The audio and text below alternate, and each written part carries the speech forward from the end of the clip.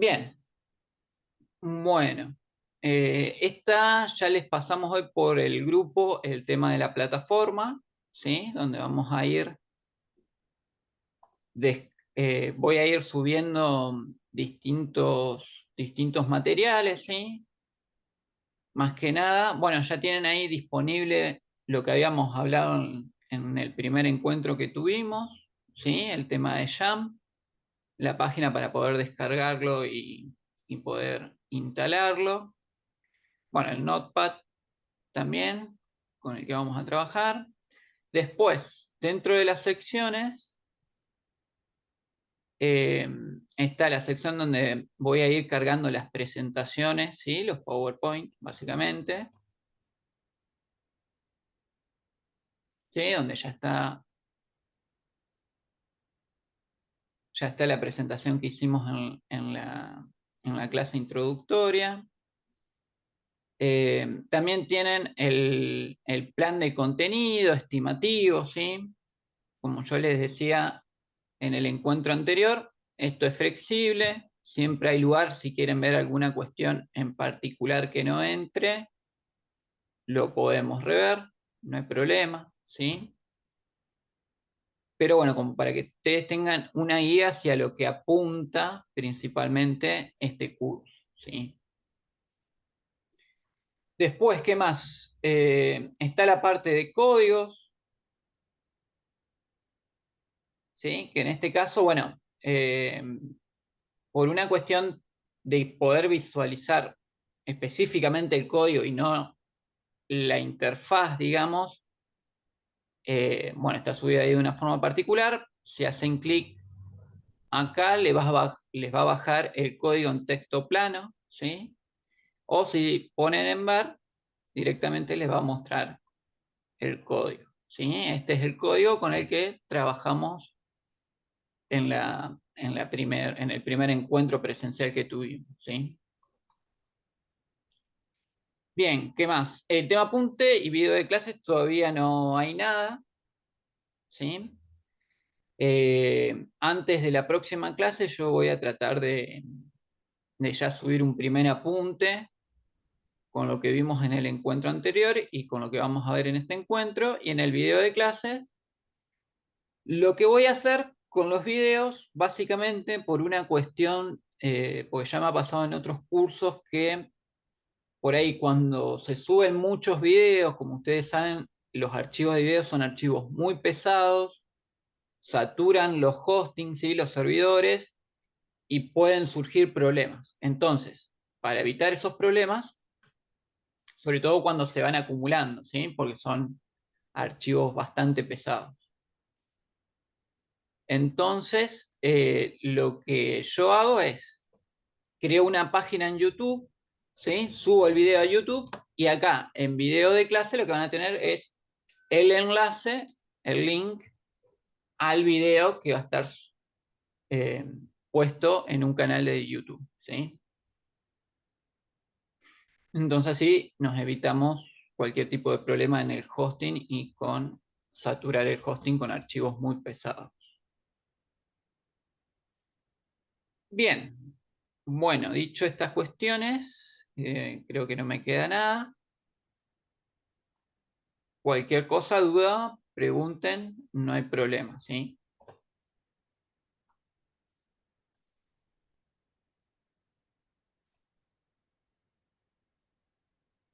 Bien,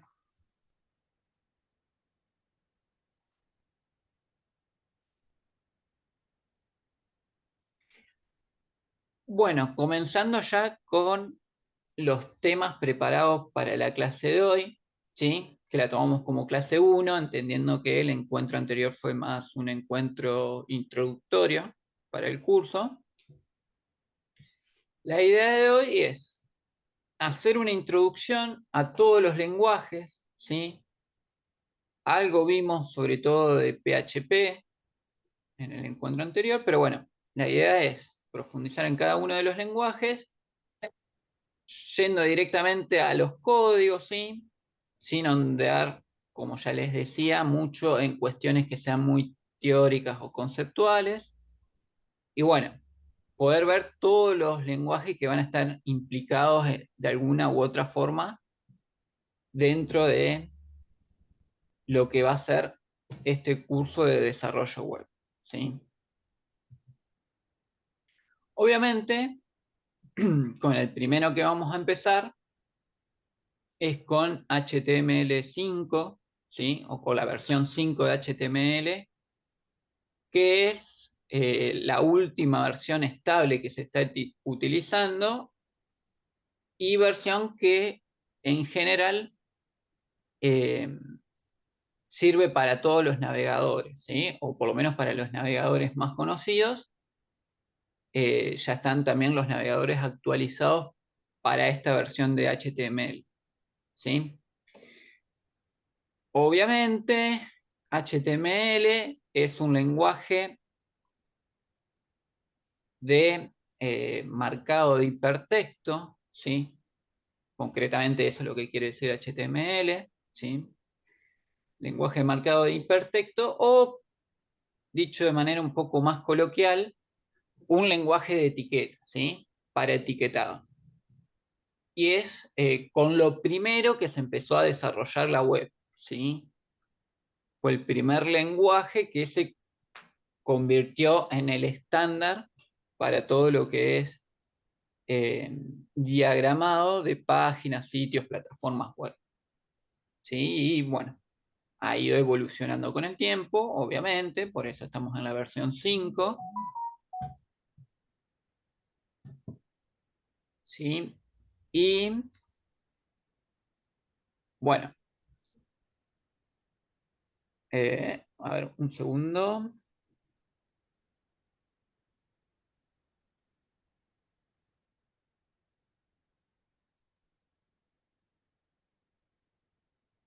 Bien,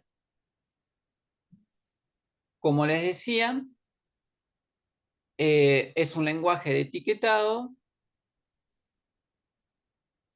y básicamente, bueno, acá vemos lo que vamos a hacer ahora es ver si lo que sería el etiquetado básico o de base para eh, lo que es hacer una página web, ¿sí? Generalmente se empieza con la etiqueta doctype.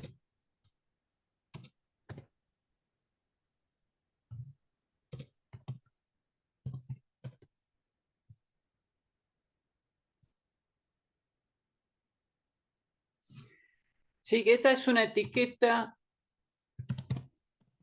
que se utiliza, obviamente, es bastante intuitivo el nombre, ¿no? Es el tipo de documento para los navegadores. En realidad ya hoy por hoy y en el estado actual en el que están los navegadores,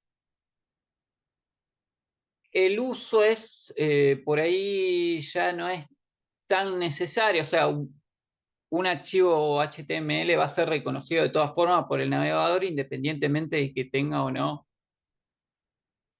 esta etiqueta puesta. Generalmente siempre se la coloca porque es como una herencia de las primeras versiones de HTML y de las primeras versiones de los navegadores, ¿sí?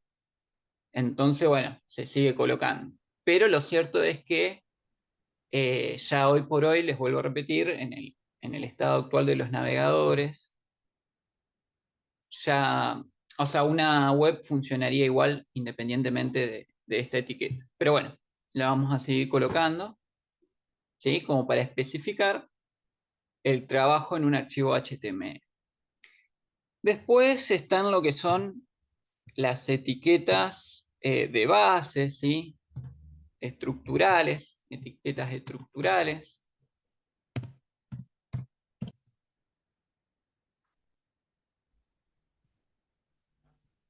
Obviamente la etiqueta más global, que es la de HTML. Después tenemos la del encabezado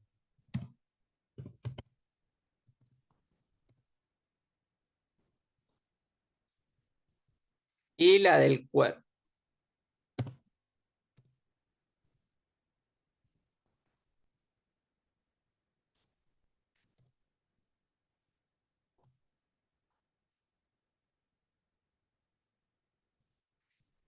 ¿sí? Encabezado cuerpo y la etiqueta global de HTML. Esto es bastante básico.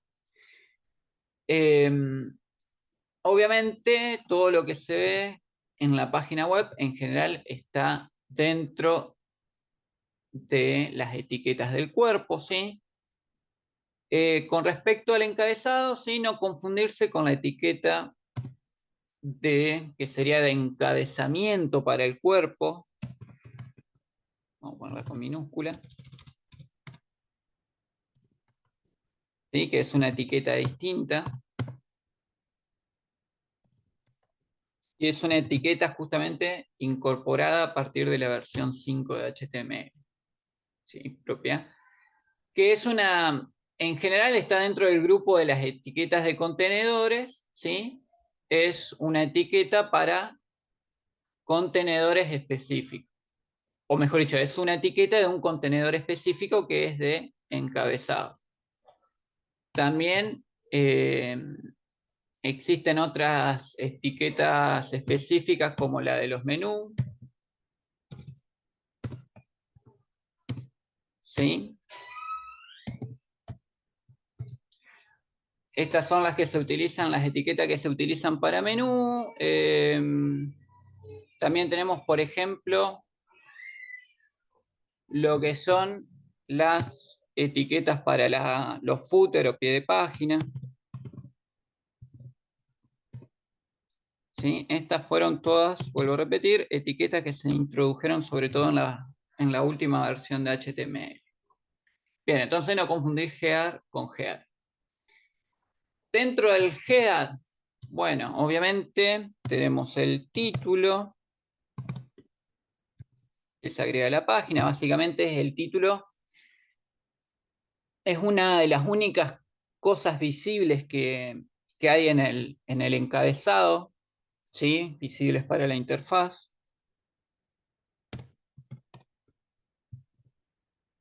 ¿Sí? Este va a ser justamente lo que me aparece arriba en la pestaña como título de la página. Además, como otra cosa visible que va a aparecer en la página, lo que se coloca dentro del head es el tema del icono, ¿sí? Chiquito que aparece para también la pestaña, ¿sí? O cuando hacemos los accesos rápidos, ¿sí? Ese icono se agrega dentro del head a partir de las etiquetas de linkeo, ¿sí? Estas etiquetas no necesitan clausura.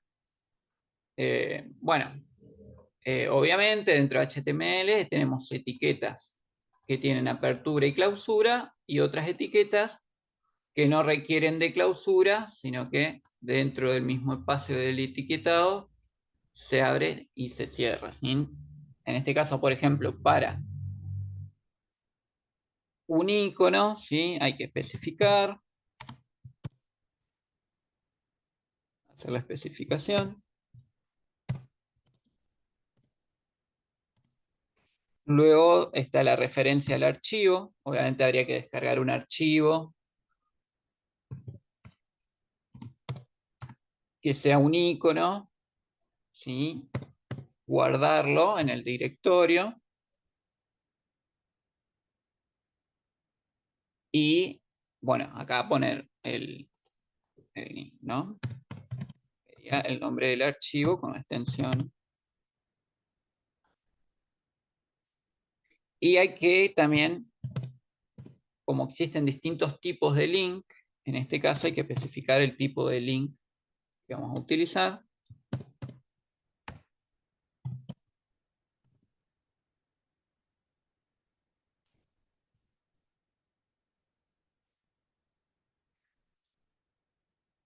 Bien, entonces, bueno, cuestiones básicas de HTML para tener en cuenta. Todo lo que nosotros vemos de la página es lo que está dentro del cuerpo, ¿sí? Y en el head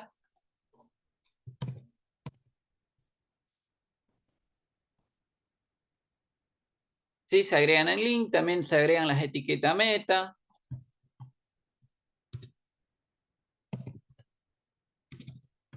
para algunas otras especificaciones, sobre todo lo que tiene que ver con especificaciones de carácter, de uso de caracteres, ¿sí? O especificaciones que de última después la vamos a ver más en detalle en otras clases. También acá en las etiquetas meta se utilizan para lo que son los motores de búsqueda, ¿sí? Para instrucciones a los motores de búsqueda, ¿sí? O a los buscadores, digamos. Instrucciones para buscadores se introducen mediante la etiqueta meta. Bien, dicho esto, bueno, obviamente cuando guardamos el archivo, recordemos, repasemos, ¿sí? Que en este trabajo vamos a estar trabajando con YAML, ¿sí? Yo en este caso acá ya lo tengo prendido, siempre tienen que estar por lo menos prendidas las tres primeras opciones, ¿sí? Recuerden que una vez que instalamos YAML, en el disco C nos aparece la carpeta de YAML. Dentro de la carpeta de YAML tenemos que ir a la carpeta htdocs y acá adentro es donde nosotros vamos a ir guardando los archivos. Y donde tenemos que construir, ¿sí? El directorio o ir construyendo los directorios si tenemos más de una página. En este caso es una sola, así que vamos a ir construyendo el directorio para un solo sitio web. Si tienen más de un sitio web, bueno, tendrán que ir configurándolo, armando distintas carpetas. Por ejemplo, un directorio básico incluye una carpeta para las imágenes, una carpeta para los archivos CSS. Podemos agregar una carpeta para los archivos de JavaScript. ¿Sí? Y acá adentro vamos a guardar este archivo como HTML, por lo pronto, y va a ser nuestro index, ¿sí? Todo sitio web, plataforma, entorno virtual, página, siempre tiene que tener un archivo index, ¿sí? Lo guardamos con la extensión HTML.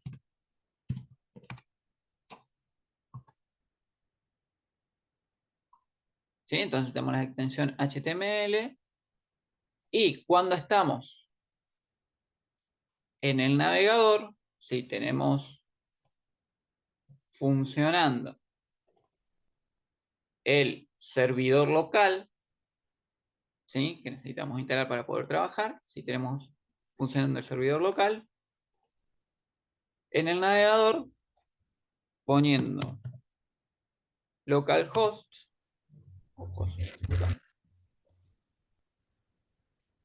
¿sí? Ahí vamos accediendo. Obviamente no le pusimos ningún contenido a la página, solamente el título.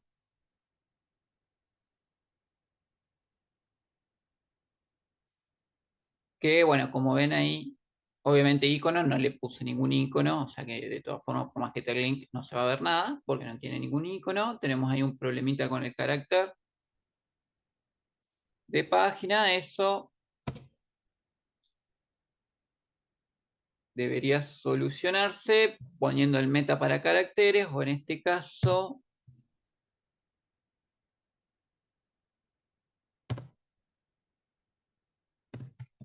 con el código para acentos, ¿sí? De carácter, que no me acuerdo si funciona para acá, para el título, yo creo que sí. Sí, ahí está, corregido, ¿sí? Básicamente, esta es la forma de incorporar de manera, digamos, un poco más manual un carácter con acento, ¿sí? Básicamente usamos el upper hand, ¿sí? Después la vocal a la que queremos agregar el acento y después el acústico. ¿Sí? Se puede separar con el punto y coma para que se vea un poco mejor. Pasa que en este caso, en el título, seguramente el punto y coma va a salir. No, no sale. Perfecto, entonces no toma el punto y coma y toma toda la referencia completa. ¿Sí? Esta es una forma. Se puede agregar el char set UTF-8 y serviría para todo. Pero bueno, como acá no le vamos a agregar mucho contenido, quería aprovechar esto también para tener en cuenta de que hay una forma más básica y que funciona siempre, independientemente del navegador, que es por medio de insertar directamente el carácter acentuado, ¿sí? De esta forma.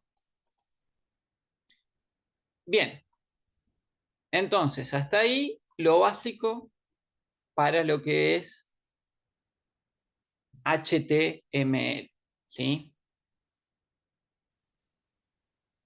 Profe, una Sí, pregunta. sí, decime. Cuando hiciste el save as del código que creaste las carpetas de imagen y todo eso, ¿es normal que ya vengan creadas por defecto?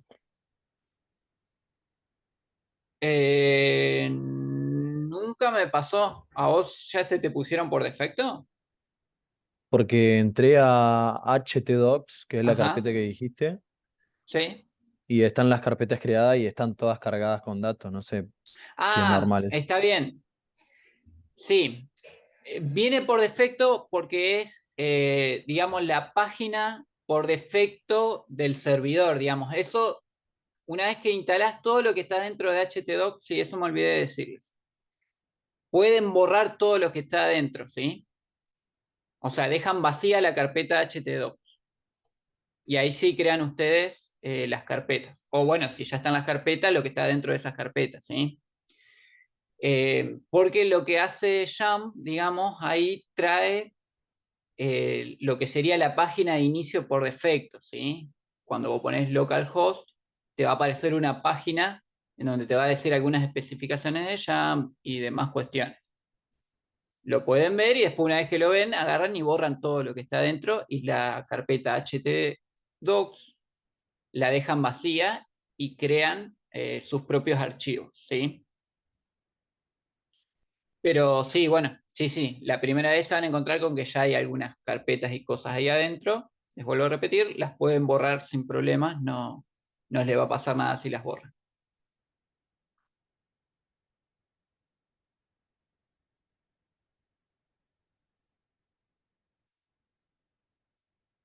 Bien,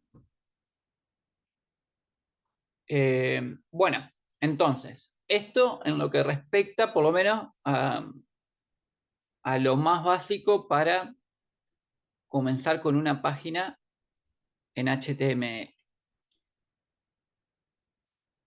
Seguimos y pasamos al segundo lenguaje, ¿sí? Que tenemos que tener en cuenta, que es CSS, ¿sí? En este caso ya estamos trabajando con la versión 3, ¿sí? CSS 3.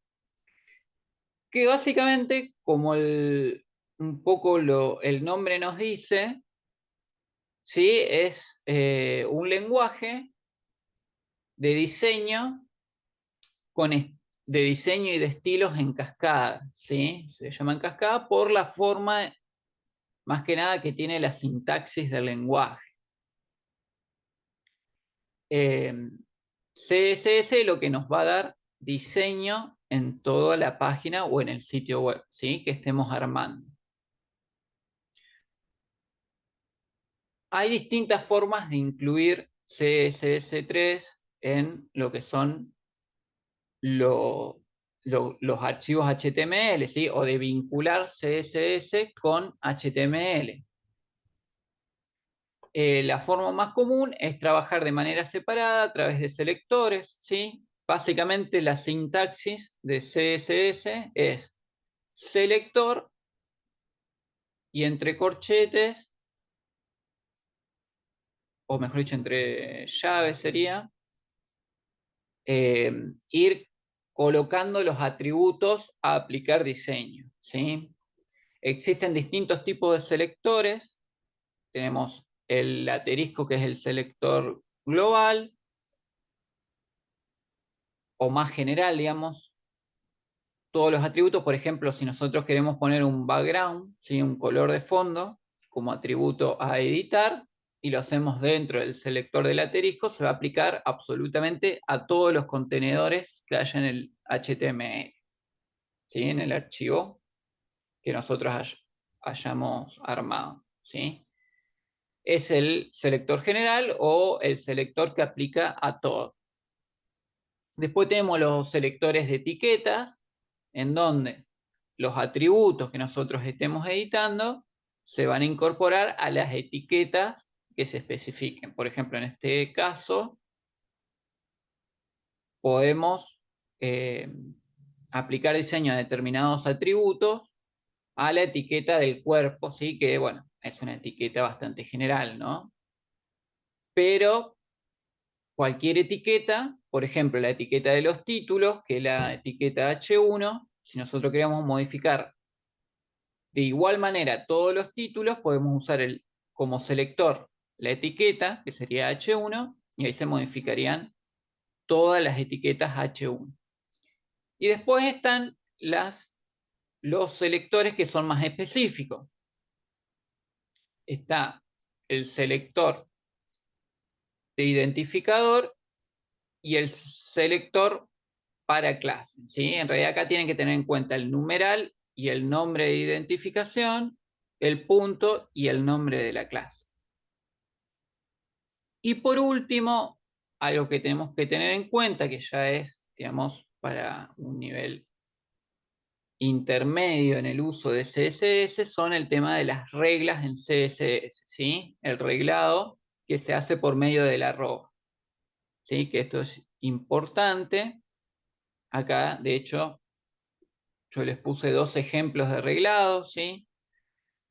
Uno que es, en este caso, se utiliza para lo que es la adaptación de pantalla en el diseño de una página web, ¿sí? En lo que es desarrollo web, la adaptación o lo que se llama el diseño responsive, ¿sí? Que por ahí a veces se lo presenta como algo muy complicado y en realidad es bastante sencillo. Es simplemente aplicar una regla en CSS, que de última hora lo vamos a ver bien cómo se hace. Y también un reglado que se hace para importar estilos externos, ¿sí? Lo que hace esto es, si nosotros queremos ocultar la hoja de estilo que estamos aplicando al archivo web, al archivo HTML, podemos ocultarlo importando, ¿sí? A través del reglado de importación, otro archivo. O sea, nosotros vamos a tener un archivo CSS donde vamos a tener el reglado, ¿sí? Y todo el código de diseño lo vamos a tener en un segundo archivo de CSS al cual no se va a poder acceder, ¿sí? Cualquier cosa en su momento cuando hagamos las aplicaciones lo vamos a ver un poco más en la práctica cómo es. Pero en principio, como les decía, el CSS o el diseño se puede aplicar desde un archivo independiente que lo vamos a implementar mediante una etiqueta de linkeo, ¿sí? Un link.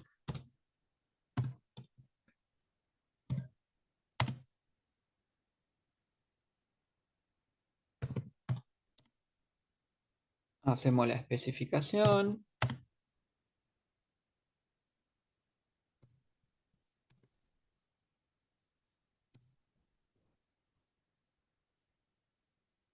Esto va entre comillas.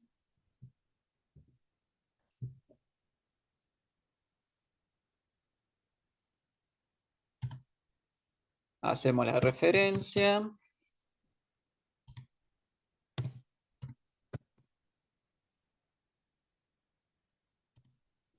Y especificamos el tipo de link o al tipo de archivo al que hace referencia el link.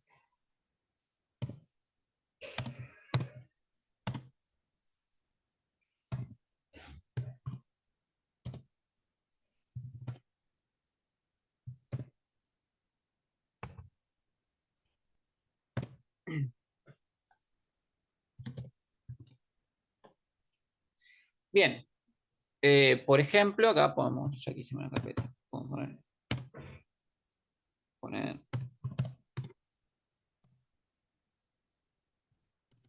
Obviamente los archivos de CSS tienen extensión CSS. Recuerden siempre que cuando hacen referencias, directorio, nombre del archivo, extensión. Tienen que estar las tres cosas, si no, no se va a hacer el enlace. Si el archivo está dentro de la misma carpeta en donde está el HTML, obviamente no es necesario colocar la ruta de acceso, ¿sí? Porque están en la misma carpeta. Si no, sí, hay que colocar. Bien, esta es una forma. ¿Sí? Vamos vamos a poner dentro del encabezado, por ejemplo, un título.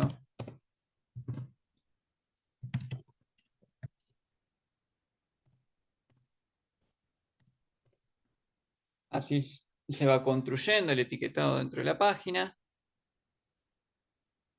Y bueno, si trabajamos con un link a una página independiente, obviamente hacemos un archivo nuevo. Podemos hacer como hablábamos hoy, una edición.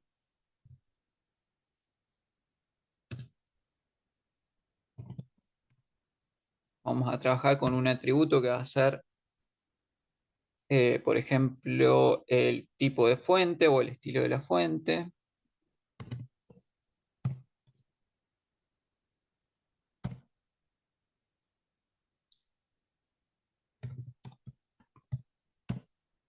Sí, este es el formato básico de la sintaxis de CSS. Obviamente lo guardamos dentro de la carpeta CSS. Vamos a poner.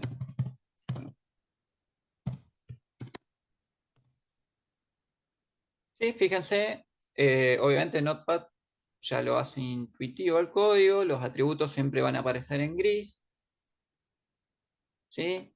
Los selectores en azul. Guardamos también los cambios en el index y al actualizar, ¿sí? Ahí nos aparece el título con la tipografía que le aplicamos, ¿sí? No es la tipografía por defecto. Recordemos, los navegadores por defecto usan tipografía Times New Roman. Creo que todavía siguen utilizando esa tipografía por defecto. Bien. Volvemos al código. Bueno, esta es una forma. Obviamente, los estilos también se pueden aplicar directamente en la etiqueta. Y así lo habíamos trabajado en el encuentro anterior.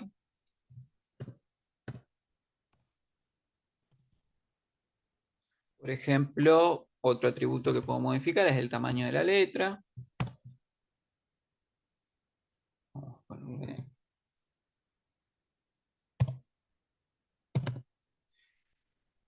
Sí, usamos px como unidad para tamaño, sería píxeles. Existen distintas unidades.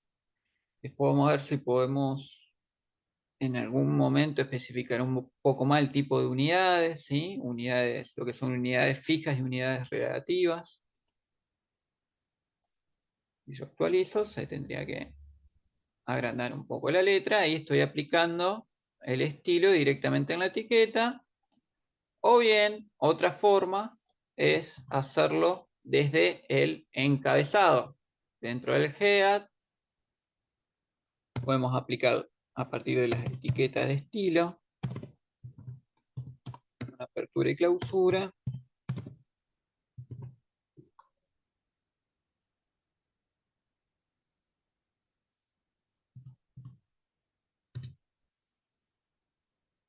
¿Sí? podríamos hacer lo siguiente, agregarle un ID, un identificador a la etiqueta.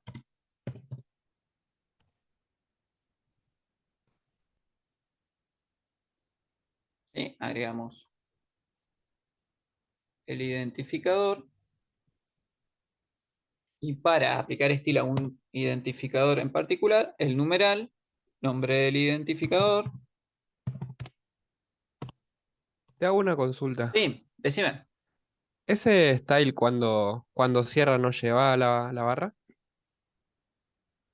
Ah, sí, perdón. Ahí está. Bien, Ah, bien, dale. bien visto. Se me pasó. Ahí está, ahora sí. Sí, sí. Apertura y clausura. Bien visto. Bien. Sí, en ese caso seguramente no se hubiese aplicado el diseño, ¿sí? Se hubiese visto, no se hubiese visto el diseño por ese error de tipeo, ¿sí? Básicamente fue un error de tipeo. Suele pasar bastante seguido. Bueno, entonces, identificador, el numeral, el nombre del identificador, ¿sí? Entonces, ahora lo que vamos a hacer es aplicarle o modificar, mejor dicho, un atributo a este identificador. ¿Sí? De esta forma, si actualizo, ahora la letra se ve azul. ¿Sí? Y ahí estoy usando el identificador y a su vez haciendo el código de CSS dentro de la misma página. ¿Qué es más conveniente utilizar? Depende del caso y de lo que nos resulte más cómodo, ¿sí? No es que una forma es mejor que otra. Por algo se pueden hacer cualquiera de las tres formas, ¿sí? Dependiendo del caso, qué es lo que quiera modificar, cómo esté construyendo el sitio web, me servirá más tener todo el CSS en un archivo independiente. A lo mejor, si no es mucho el diseño que tengo que aplicar, lo puedo hacer directamente dentro del mismo código, ¿sí? Del HTML, a partir de las etiquetas de style o de estilo. O bien, si es una sola cosa la que quiero modificar, o poquitas cosas, y no me resulta incómodo tener dentro de la misma etiqueta el diseño, lo puedo aplicar dentro de la misma etiqueta, ¿sí? Eso con respecto a CSS. CSS. Bueno, y como le había mostrado hoy, lo que son las reglas, ¿sí? Por ejemplo, si yo quiero hacer una adaptación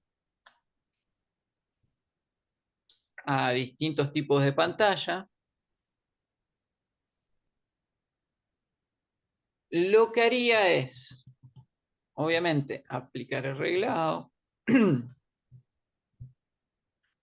¿sí? De esta forma, no es necesario el espacio.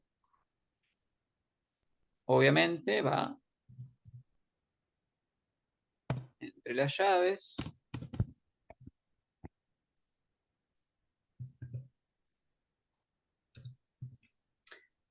¿Y qué es lo que estoy haciendo acá? Haciendo la adaptación para distintos tipos de pantalla, haciendo lo que se llama el diseño responsive. ¿Qué es lo que hace? Cuando la pantalla tiene menos de 800 píxeles de ancho, ¿sí? Ancho mínimo, cuando tiene menos de 800 píxeles, este diseño no se aplica. Se va a aplicar, por ejemplo, yo podría poner esto afuera.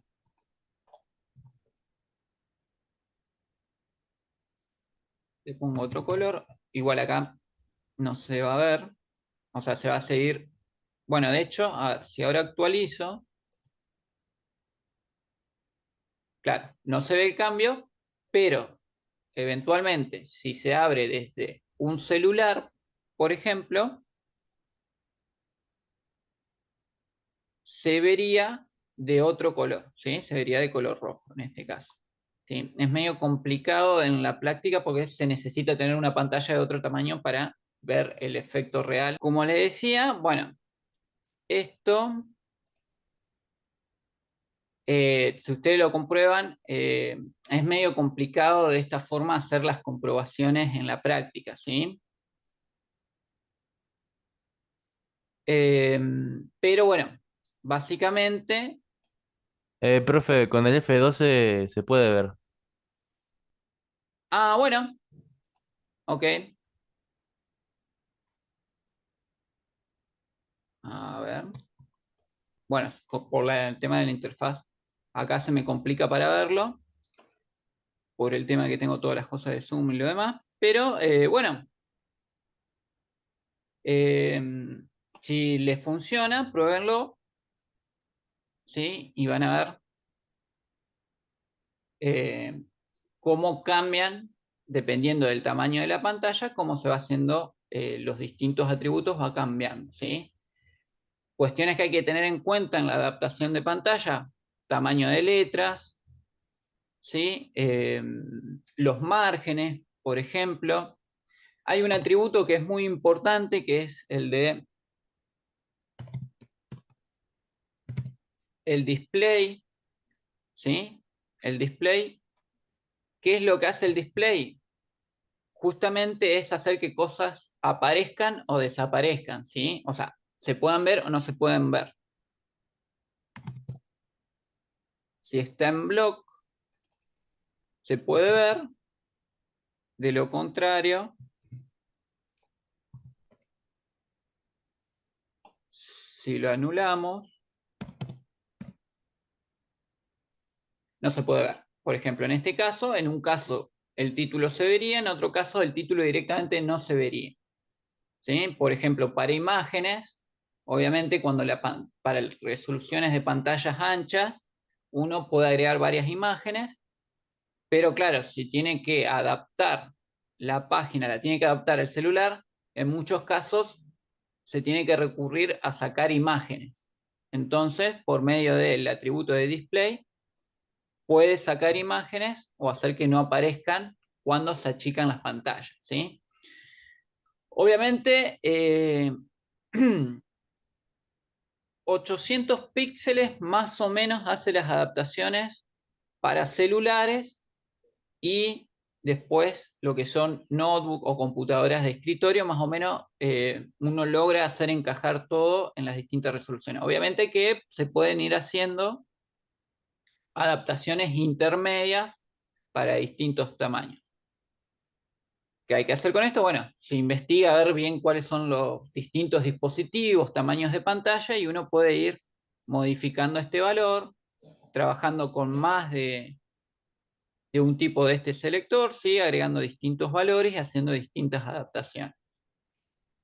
Pero básicamente la adaptación a pantallas, el diseño responsive, se trata de eso, de hacer diseños paralelos para distintos, con CSS, ¿sí? Es todo diseños paralelos. Hacemos el diseño para pantallas anchas, hacemos el diseño para pantallas de celulares, para pantallas de tablet, para pantallas de notebook, etc. Bien, bueno, eso cuestiones básicas a tener en cuenta en lo que tiene que ver con CSS y cómo aplicar CSS. Después, lo que tenemos es JavaScript, ¿sí? Y acá ya pasamos a la programación y a los lenguajes de programación. Ya estuvimos viendo en el primer encuentro algo de PHP. Ahora me gustaría ver un poco de programación en JavaScript. De nuevo, JavaScript también, al igual que PHP, es un lenguaje interpretado. Por lo tanto, van a ver que en principio hay una sintaxis similar entre PHP y JavaScript, ¿sí? Originalmente, JavaScript fue pensado como un lenguaje más que nada para lo que es el front-end, ¿sí? El front-end, o la interfaz de usuario. mientras que justamente PHP hacía todo el trabajo del lado del servidor. Esto ya un poco vimos lo que era el frontend y el backend en el desarrollo web. Bueno, históricamente, digamos, JavaScript siempre estuvo ligado a lo que era interfaz de usuario y el frontend. Es cierto que en los últimos años se desarrolló una versión de JavaScript para programar del lado del servidor, y si bien se está empezando a implementar bastante, todavía sigue siendo PHP el lenguaje de programación para programar del lado del servidor. Todavía PHP sigue estando muy ligado a la parte de interfaz. Bien, JavaScript. ¿Cómo incorporar JavaScript o ligar o unir JavaScript en un archivo de HTML o juntarlo junto con el HTML? Bueno, al igual que CSS, los métodos son muy similares.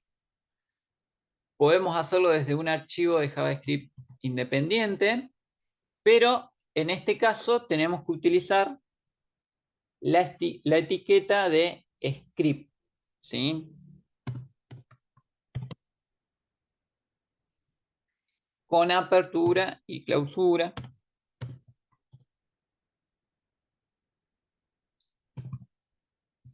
¿Sí? Este etiquetado de script puede servirnos, como les decía, para hacerlo con un archivo independiente o para hacer el código de JavaScript dentro de estas etiquetas, ¿sí? Si queremos trabajar desde un archivo independiente, directamente hacemos el link, pero no como una referencia con el href, sino con el CRS, ¿sí?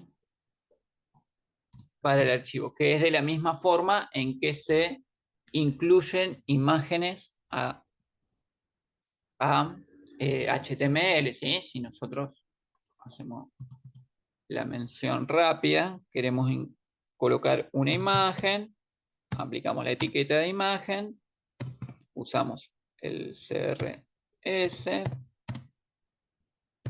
y ahí iría, por ejemplo, alguna imagen que tengamos guardada, obviamente con la extensión de imagen. Por ejemplo, JPG, obviamente la que más se suele utilizar es PNG. ¿Sí? En este caso no necesitamos hacer la etiqueta de clausura y la estaríamos creando así. Después, bueno, con CSS podríamos aplicarle alto, ancho y todos los atributos que son modificables en una imagen. Siguiendo entonces con el script, con JavaScript, podemos hacer el vínculo. Por ejemplo, hacemos JavaScript, la ruta. Obviamente los archivos de JavaScript tienen extensión JS, ¿sí? Y de esta forma vinculamos a un nuevo archivo que va a ser de JavaScript, donde podríamos poner una alerta.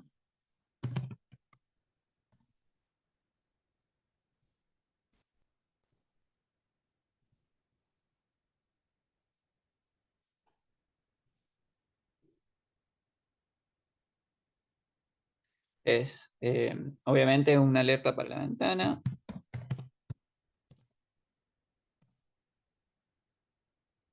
¿Y qué es lo que hace esto? Bueno, primero vamos a guardar el archivo.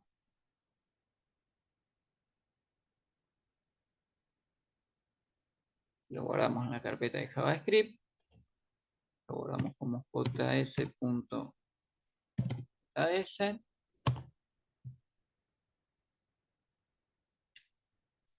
Bien, punto y coma al final de línea. Guardó. Guardamos todo.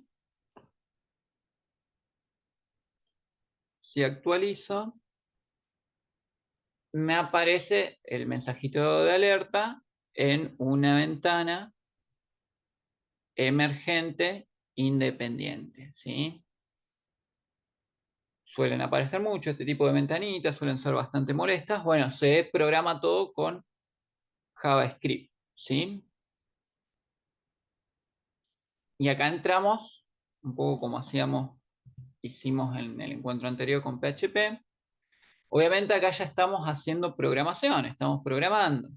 Entonces, para ver algunas cositas de JavaScript, nuevamente, al ser un lenguaje interpretado, como ya vimos, esto simplifica bastante la sintaxis. Por ejemplo, si queremos definir una variable, en este caso en JavaScript, tenemos que escribir variable, el nombre de la variable. No necesitamos especificar el formato de la variable.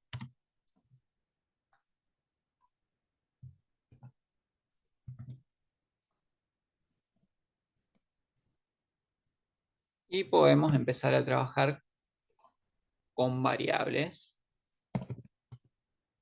¿Sí? Si yo quiero que el alerta va a ser a partir del mensaje que ya está guardado dentro de una variable, entonces no necesito poner las comillas. ¿Sí? Entonces,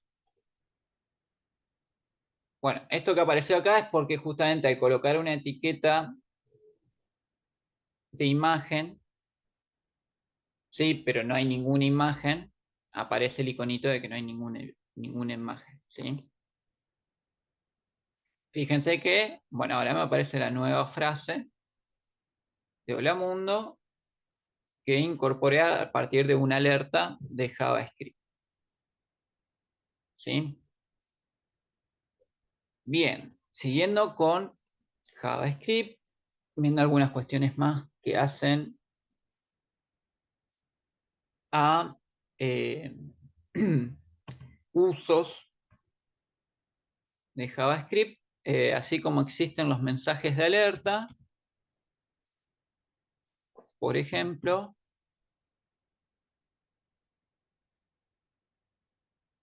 yo podría crear una variable, la voy a llamar sí-no, y el valor de esa variable va a ser una variable de tipo lógica.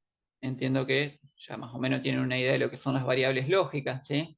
Variables que solamente pueden tomar dos valores, o verdadero o falso, ¿sí? Y puedo, a partir de JavaScript, crear una variable lógica utilizando un mensaje de confirmación.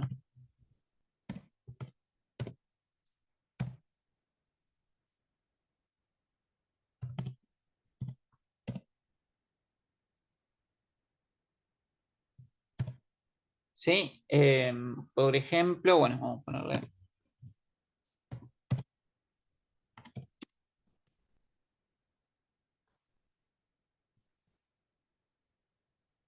qué es lo que nos estaría pasando en este caso con un mensaje de confirmación. Bueno, si yo actualizo, primero me aparece el primer mensaje de la alerta, y fíjense que me aparece el mensaje de sí o no en la nueva ventana de confirmación, pero con los dos botones, el de aceptar o el de cancelar. Y dependiendo de qué botón yo apriete, esa variable lógica va a adoptar un valor verdadero o un valor falso. ¿Sí? Si yo aprieto aceptar, obviamente, bueno, se termina la cosa ahí, pero esta variable adoptó un valor verdadero. Y por ejemplo, yo ahí lo que podría hacer es armar un condicional, ¿sí? La sintaxis del condicional es, si mal no me equivoco, es exactamente igual que en PHP.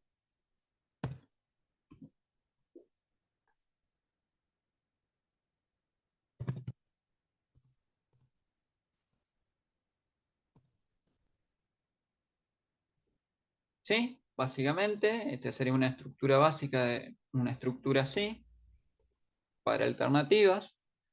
Evalúo simplemente la variable. ¿Sí? Sabemos que en estas estructuras las variables se pueden evaluar simplemente colocándola. Ya el if evalúa si es verdadera o falsa. Si es verdadera hace una cosa, si es falsa va a hacer otra cosa. Por ejemplo, ¿qué podríamos hacer en ese caso? Podríamos hacer imprimir en el documento, ¿sí? Tal cual como dice ahí, document write, ¿sí? Escribir en el documento un mensaje determinado.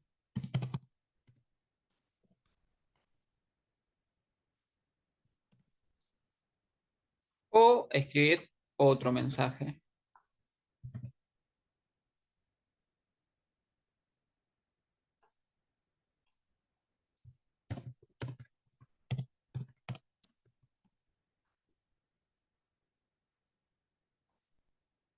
Bien, y ahí, al actualizar, si yo aprieto cancelar, me escribe el mensaje que va por la alternativa falsa, ¿sí? Que es el mensaje de desarrollo web. Si yo actualizo y aprieto aceptar, me va el mensaje por la alternativa verdadera, ¿sí? Bien, bueno, nos quedan unos segundos y hacemos la reconexión, ¿sí? Ya sería la última reconexión. Ya para terminar por hoy, vamos a ver algunas cuestiones más de JavaScript, ¿sí? Seguir viendo y al ver si llegamos a algo nuevo con PHP. Pero bueno, obviamente la idea es que veamos lo que es la programación en JavaScript, ¿sí? Bien, entonces, esta es la estructura condicional, ¿sí? Incorporación de mensajes al documento.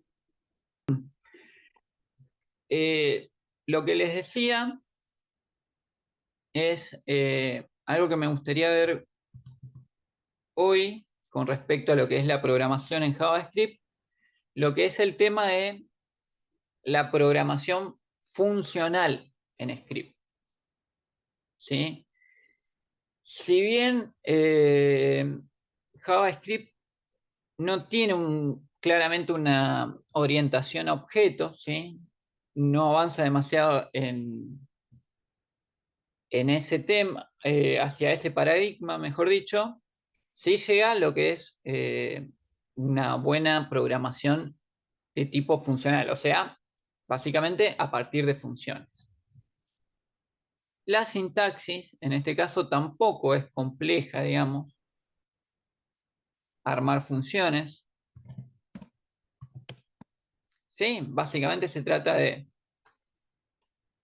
función, nombre de la función, por ejemplo, vamos a hacer una función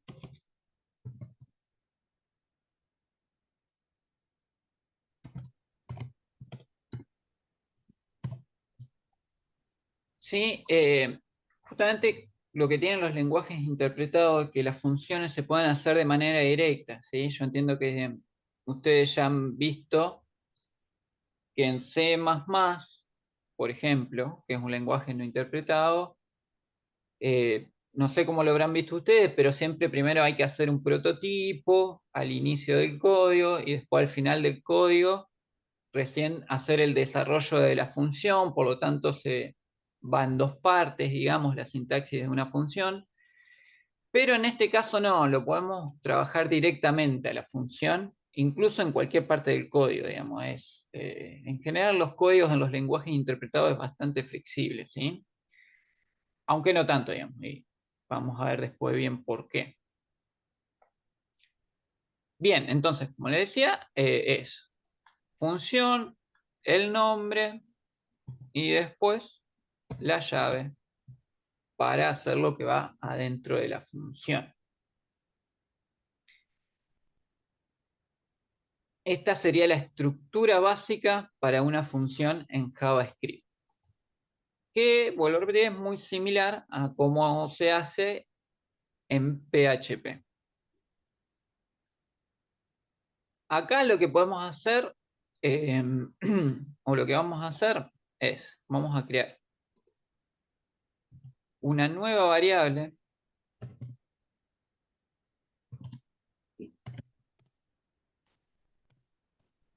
y en este caso vamos a usar un prompt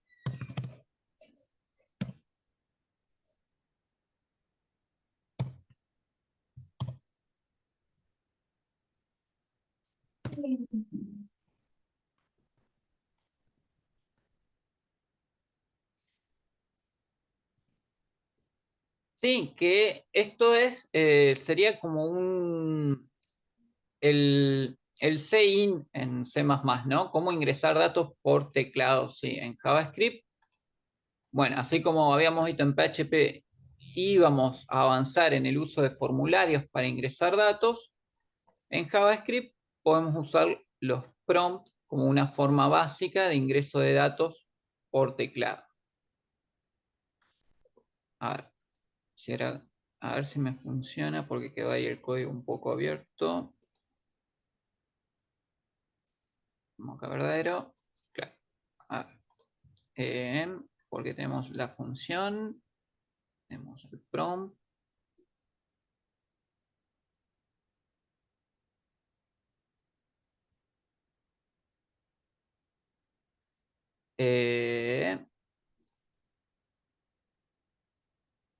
A ver, igual me tendría que funcionar de todas formas.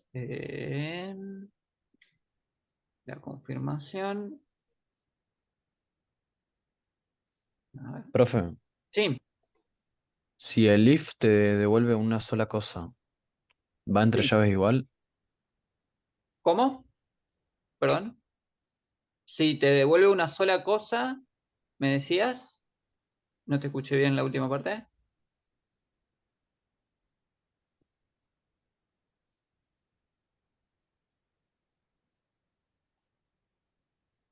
Preguntó si va entre llaves igual. Ah, o sea, si, por ejemplo, hacer una cosa así. No, me parece que ahí no te funcionaría. En todo caso, ahí lo que tenés que usar es un operador ternario para esos casos. A ver, acá en realidad lo que está haciendo es directamente leer esta parte. ¿Sí? Pero bueno, es lo mismo que no hacer el condicional. Es como que no está cumpliendo. A ver, si le doy cancelar, en teoría acá no tendría que aparecer nada. Bien, ahí lo tomó. A ver, ahora me tomó. Este es para que vean lo que es esta parte del código, ¿sí? El ingreso de datos por teclado.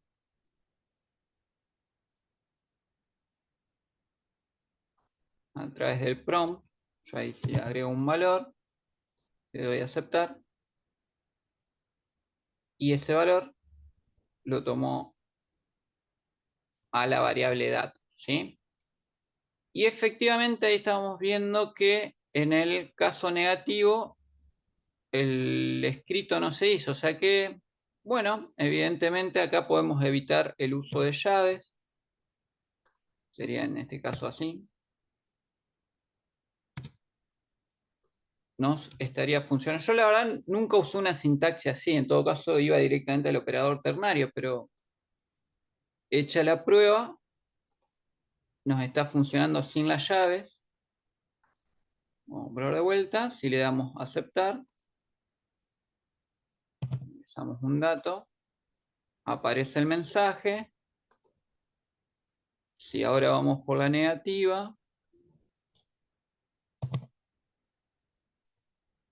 ahí no aparece el mensaje. Sí, efectivamente, acabamos de comprobar de que si la estructura es simple y solo vamos por la positiva en el condicional, las llaves se pueden evitar, ¿sí? Nos evita tener que colocar la llave. Si colocamos la llave, nos estaría funcionando de todas formas. Pero bueno, podemos simplificar todavía más la sintaxis, ya simplificada, propia de un lenguaje interpretado, ¿sí? Bien, bueno, bien hecha la observación, digamos. Estábamos, bueno, en la variable datos, ¿sí? Que recién pudimos ver que el valor que ingresamos en el prompt se guarda acá en esta variable. Y por ejemplo, ahí lo que podríamos hacer es, a ver, para hacerlo simple, esto lo podemos introducir adentro de la función.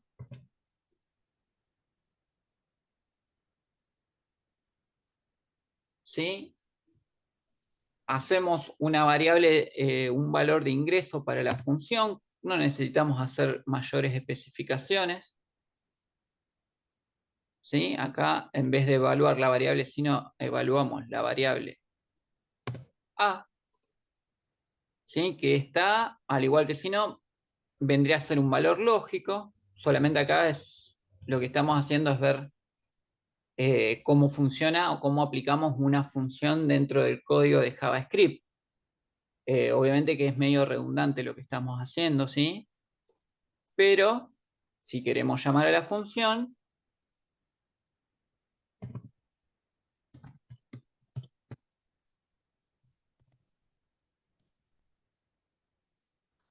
¿sí? Le damos el valor de inicio, que es un valor lógico, por lo tanto la función va a operar a partir de un valor lógico.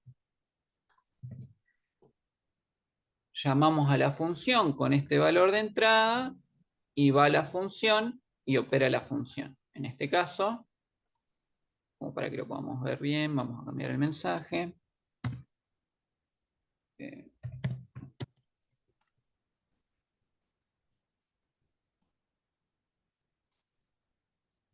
Y esto, en teoría, solo va a funcionar en el caso de que la variable sí sea verdadera, bueno, que se da a partir de la confirmación en JavaScript. Si ahora nosotros actualizamos, primero aparece la alerta, acá tenemos que apretar aceptar. Bueno, nos aparece el prompt y efectivamente nos va a aparecer el mensaje. ¿La pelota? Nos aparece el mensaje y obviamente porque la variable adoptó el valor positivo. Si actualizamos y vamos por el valor negativo, el no, o sea, el cancelar, no debería aparecer nada. Efectivamente, no aparece nada. A ver, lo mismo que hicimos recién, solamente que en este caso acá podemos ver cómo está funcionando o cómo sería la programación o la base de la programación funcional dentro de JavaScript. ¿Sí? Bien. Otro elemento interesante para tener en cuenta en lo que es la programación en JavaScript. Por ejemplo, vamos a volver acá a lo que es la estructura desarrollada.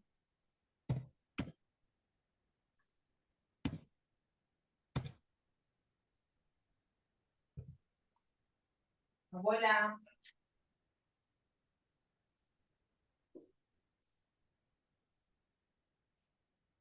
¿sí? La estructura desarrollada, ¿para qué? Para ver otra herramienta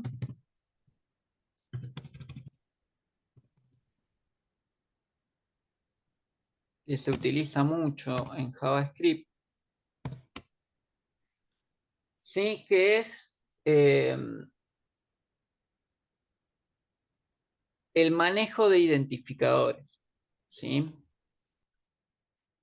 Bien, bueno, entonces les decía, vamos a utilizar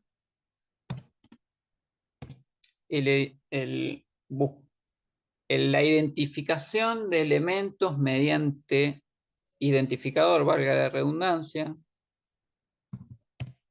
es el get element by id.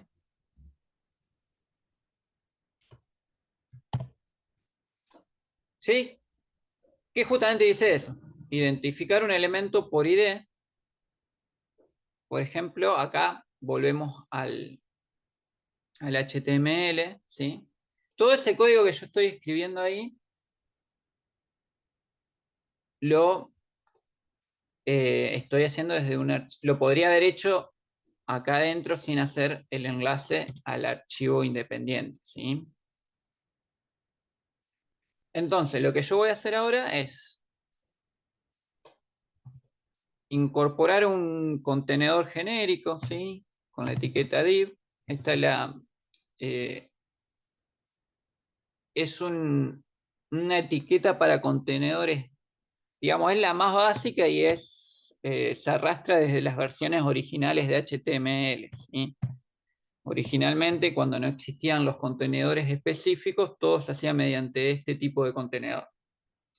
Después se fueron creando los contenedores específicos, pero hasta las versiones más actualizadas, como HTML5, es totalmente funcional el uso de este tipo de contenedor genérico.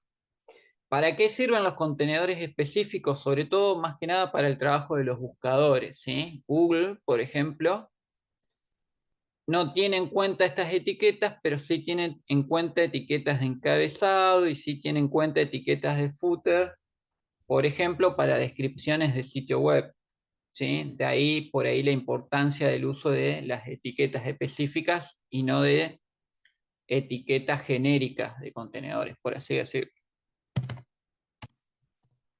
Bien, vamos a colocarle el identificador, el nombre de identificador, ¿sí? Vamos a ponerle texto. ¿Sí? Y ahora lo que vamos a hacer acá es, en el elemento que tiene como ID texto, dentro de ese contenedor, vamos a incorporar a través del inner HTML, ¿sí? Ya nos aparece acá, ya Notepad tiene identificada esta función. Agregar un texto.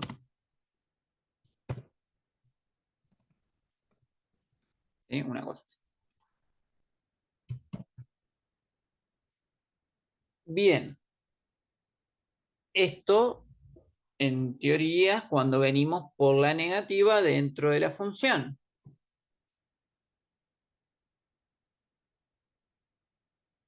Si guardamos, actualizamos,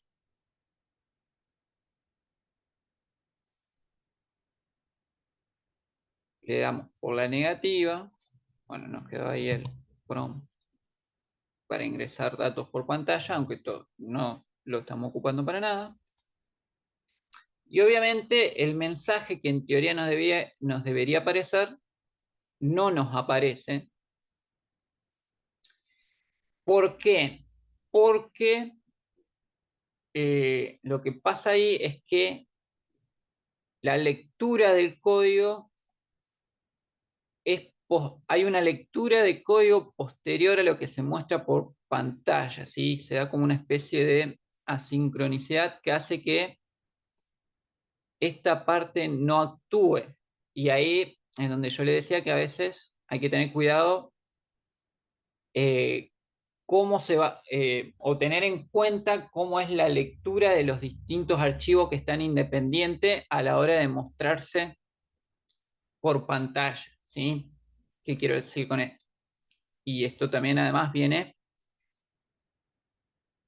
a colación para ver otra cuestión, que es si nosotros, por ejemplo, en el HTML queremos incorporar JavaScript en el mismo código y en el mismo archivo, obviamente lo hacemos con las etiquetas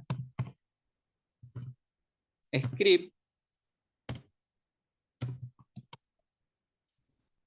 ¿sí? Vamos a incorporar programación en JavaScript dentro del propio código base, digamos, de HTML. Y por ejemplo ahí yo podría volver a llamar a la función que se llamaba ver datos.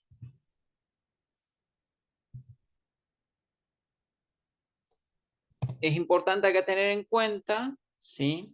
Vamos a sacarlo para que quede un poco más claro, que todo lo que está dentro de las etiquetas de script es JavaScript. Lo que está afuera es HTML. Ese es el análisis que hace el explorador, ¿sí? Cuando abre el archivo. Entiende que esto es HTML, entiende que lo que va a estar acá adentro es JavaScript.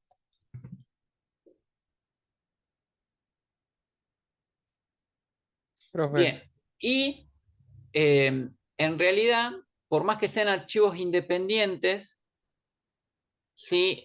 No operan con la lógica, por ejemplo, que en otros lenguajes es la lógica modular, ¿sí? De módulos independientes. Por lo tanto, estas variables siguen siendo variables globales, aún estando en distintos archivos. Eso es también importante tener en cuenta.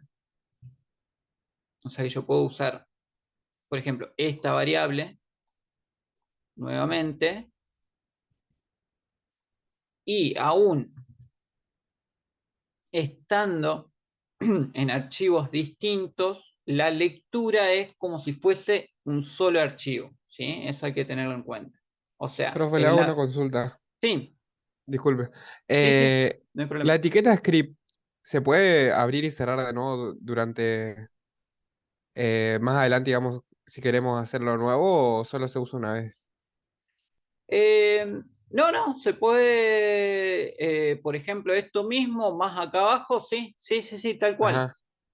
Ah, bien, bien, perfecto. Bien, y es buena la pregunta para también tener en cuenta de que, de nuevo, es una lectura estructurada que hace el navegador y por lo tanto, o sea, por ejemplo, si yo pongo esto un poco acá abajo, más abajo, o sea, el navegador lee primero esta línea de código y después va a leer esta línea de código como si todo estuviese en un archivo de JavaScript, ¿sí? O sea, cuando nosotros abrimos la página, el navegador empieza desde esta línea 1 a leer de manera estructurada, ¿sí? Como una programación clásica estructurada, ¿sí? Empieza línea por línea, hace las lecturas correspondientes a la función, sigue como si fuesen líneas que están acá abajo, leyendo estas líneas de acá, ¿sí? Lee primero esta línea y después va a leer esta otra línea, ¿sí? Como para que ustedes tengan en cuenta cómo va leyendo el código en JavaScript. Y que presten atención cómo lo van estructurando, ¿sí? Para saber qué es lo que lee primero y qué es lo que va a leer después. Entonces, en este caso, vamos a ver si actualizo. Me aparecen estos mensajes. Voy por la negativa, a ver si me aparece el mensaje. Esto acá no está cumpliendo ninguna función. Y fíjense que ahora sí me apareció el mensaje nos vemos. En la primera lectura no me apareció porque hizo una lectura previa, o mejor dicho, una lectura posterior a la aparición de las líneas, de esta línea de código HTML. Por lo tanto, no procedió con la modificación en la función. Entonces, para que sí opere esta línea, yo tuve que volver a llamar a la función después de haberse insertado esta etiqueta del HTML. ¿Sí? Yo al colocar la función y llamar a la función después de insertar la etiqueta, ahí sí me funcionó. Antes no me había funcionado. ¿Sí? Entonces, bueno, ahí tenemos ya varias cuestiones a tener en cuenta con el archivo de JavaScript. Como hablábamos hoy con CSS, ¿qué es lo más conveniente? ¿Cuál es la forma más conveniente de trabajar con JavaScript? Bueno, depende de lo que estemos haciendo y depende de cómo le guste programar a cada uno. Ahora bien, independientemente de eso, bueno, tengamos en cuenta y cuidado con estas cuestiones que vimos recién y cómo se hace la lectura de los archivos de JavaScript y de la programación que estemos haciendo, ¿sí? Tenemos varios elementos, todas esas cosas molestas que nos saltan en las páginas web, ya sabemos que básicamente es todo programación en JavaScript, ¿sí? Todas las ventanitas de confirmaciones y demás. Todo este tipo de ventanitas son todas cosas que uno programa con JavaScript, ¿sí? Y en gran medida la funcionalidad en JavaScript, mejor dicho, la funcionalidad en una página web se va haciendo mediante el uso de JavaScript, ¿sí? Sobre todo en la parte del frontend, ¿sí? En la parte de la interfaz de usuario.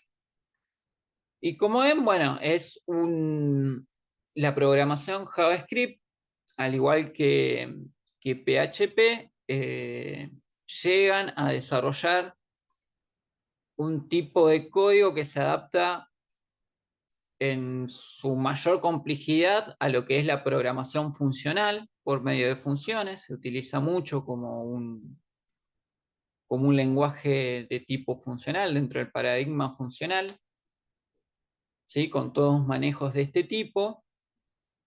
Y obviamente no llegan demasiado a lo que son objetos, ¿sí? Se quedan hasta por acá, en lo más complejo, digamos, en torno al desarrollo.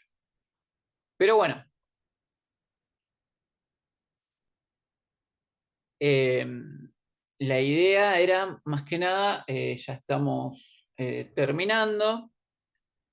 En todo caso, lo que nos quedó sería la parte de PHP, pero en realidad, ciertamente, PHP vivimos bastante, la clase, bastante no, pero por lo menos nos pudimos introducir a PHP en el encuentro anterior. En todo caso, ya en la próxima clase vamos a volver a PHP, a programar en PHP. La idea hoy más que nada era que veamos bien o tengamos una buena introducción en la programación en JavaScript. PHP, bueno, trabajamos con la versión 8 de PHP, ¿sí? Nada que ya no hayamos dicho, ¿sí? Lenguaje interpretado, una sintaxis muy similar a JavaScript, pero bueno, es un lenguaje orientado al backend, ¿sí? A la programación del lado del servidor y sobre todo a lo que es el manejo de base de datos. Me gustaría terminar mostrándoles la herramienta que vamos a utilizar con PHP para armar y gestionar bases de datos, ¿sí? Básicamente es el sistema de gestión de base de datos que vamos a utilizar es phpMyAdmin, ¿sí? A la cual ustedes acceden desde YAML, ¿sí? en donde está la parte de SQL, de MySQL, ¿sí? Si ustedes ahí hacen clic en el admin,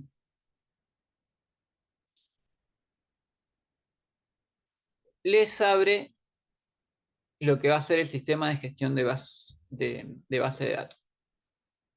Lo bueno que tiene Jamp es que simplifica bastante el acceso, ¿sí? Generalmente PHP MyAdmin necesita de un logueo, digamos, y de introducir un logueo. Sí, estoy viendo por qué no me entra. Me quedó medio como tildado el navegador.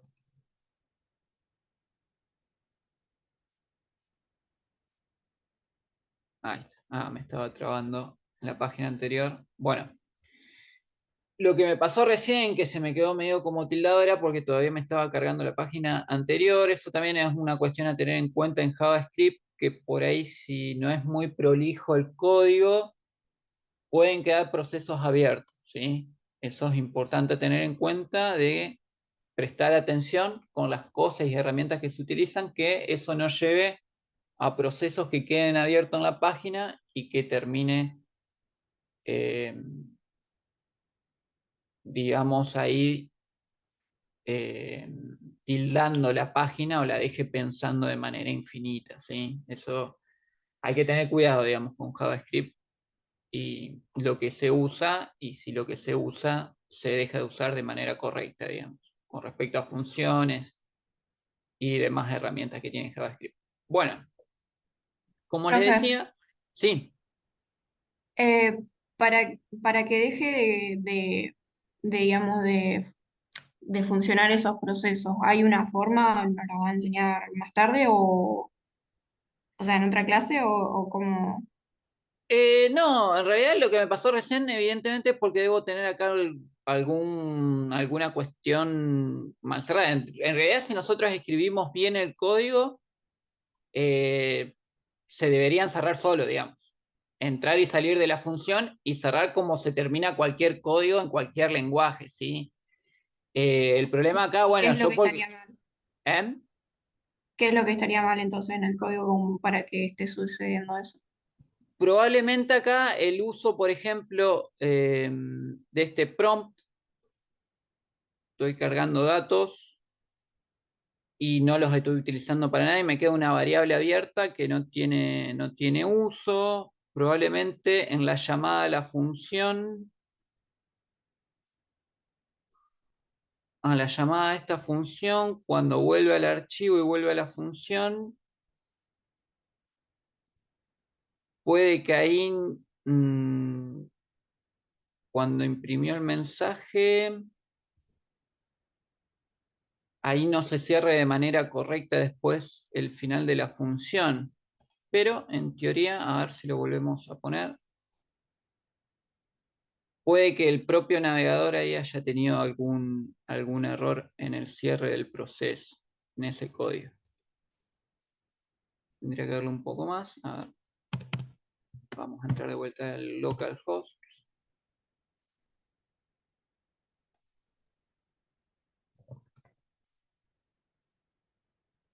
Ahí me está, bueno, ahí me llamó dos veces a la función, una que está en el archivo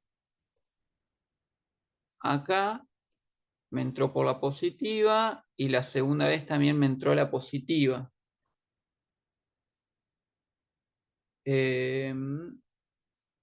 Bien, claro, me funcionó dos veces por la positiva y por la negativa no me funciona la primera vez y me funciona la segunda vez. Bueno, habría que ver la estructura lógica,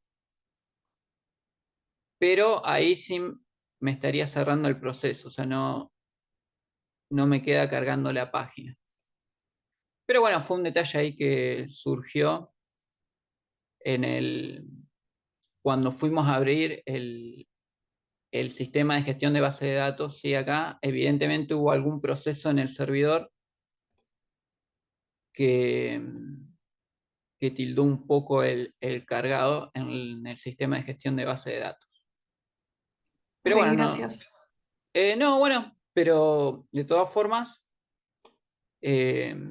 cuando uno va a desarrollar, ¿sí? O está desarrollando o está programando, obviamente no tira así código, es un poco más prolijo trabajando acá por cuestiones de explicación, ¿sí? Vamos, por ahí no estamos siendo tan prolijo en pos de ser ágiles en las explicaciones, ¿sí? Pero bueno, en realidad lo que íbamos acá era, yo les quería mostrar el sistema de gestión de base de datos, ¿sí? Que vamos a utilizar, por lo menos para que lo tengan de vista. Como les decía, pueden entrar yendo al admin de SQL, ¿sí? Si apretan ahí admin, les abre la página. Acá es donde vamos a armar las bases de datos, ¿sí? No sé si ustedes ya han usado algún otro tipo de sistema de gestión o ya han trabajado con bases de datos. Como les decía en el encuentro anterior, no vamos a entrar en los detalles teóricos conceptuales de lo que hacen a las bases de datos, ¿sí? Con lo cual, de antemano, por ahí voy aclarando que a lo mejor, a los fines prácticos, trabajemos con bases de datos que no estén del todo bien normalizadas y demás, pero eso ustedes lo van a pulir bien justamente cuando vean en la carrera. Seguramente deben tener en el programa una materia que es específica y que hace al manejo de bases de datos, ¿sí? Lo que es sistema y gestión de bases de datos, ¿sí? Que son muchas cosas que hay que tener en cuenta.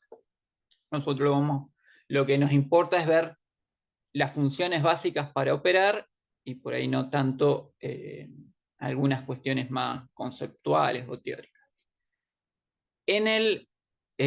Acá mismo van a poder ver, por ejemplo, cuál es la IP del servidor, la versión de PHP que estamos utilizando, ¿sí? Obviamente que esto está muy ligado a PHP. Obviamente después vamos a ver bien cómo se crea una base de datos y cómo se opera. Pero para que ustedes sepan que este va a ser nuestro sistema de gestión de base de datos, que es el más utilizado. O sea, la mayoría de los hosting trabajan también con esta misma plataforma, digamos. La mayoría de los servidores es uno de los entornos para manejo de base de datos más utilizados hoy por hoy, ¿sí? Acá también van a ver algunos detalles que nos van a servir para más adelante, como es el usuario de la base de datos, ¿sí? El tipo, la configuración en caracteres.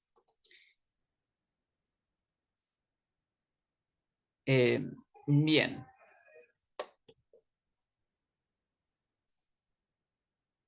Bueno, y eso sería más o menos todo por hoy, porque ya estamos en horario. Creo más que nada lo que me interesaba ver hoy era que podamos arrancar bien con JavaScript, que vean lo que era la programación JavaScript. Y también, bueno, ver algunas cuestiones de HTML y CSS. HTML no se complejiza mucho más de lo que vimos. O sea, ¿a qué me refiero que no se complejiza? A que básicamente se trata de saber buscar etiquetas y saber implementar las etiquetas, ¿sí? De todas formas, vamos a ir viendo algunas otras cuestiones más, pero el trabajo en HTML es ese. Lo mismo que en CSS, es saber buscar bien los identificadores y los selectores, buscar los atributos y cómo se pueden modificar los atributos. Existe un universo de atributos bastante amplio, como existe un universo de etiquetado para HTML bastante amplio. O sea, de etiquetas, hay muchas etiquetas para muchas cosas, digamos. Nosotros iremos viendo las fundamentales. Hoy no llegué a ver, pero seguramente la clase que viene vamos a empezar, retomar PHP y ver específicamente en HTML lo que tiene que ver formularios, ¿sí?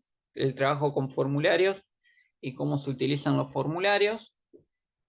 Y, y bueno, más o menos justamente la idea de hoy era hacer una introducción a todos los lenguajes y ver un poco todos los lenguajes y algunas cuestiones básicas en lo que es la programación en JavaScript. Así que bueno, eso sería todo por hoy.